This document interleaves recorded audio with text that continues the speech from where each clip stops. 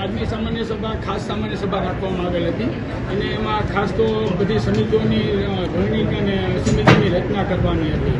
જે અમે 8 સમિતિ છે એની રચના કરવામાં આવી અને બીજો એક મુદ્દો હતો કે જૂના કામને જે બહાલી આપી એનો મુદ્દો વધારે આપવાનો હતો. એ 2 મુદ્દા ખાસ હતા અને એ બે અમે મુદ્દા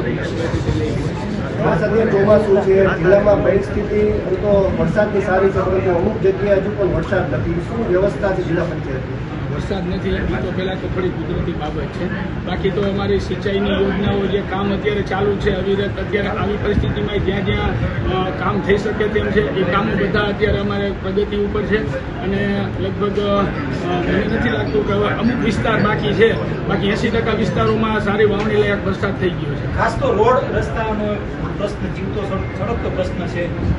કઈ પ્રકારની કાર્યવાહી? રોડ રસ્તા રિપેરિંગ માટેની તો અમે કાર્યવાહી લગભગ અમે જ્યારથી પ્રમુખ પદનું સંભાળ્યું પ્રમુખ બધા સાથે ચાલુ કરી દીધું છે.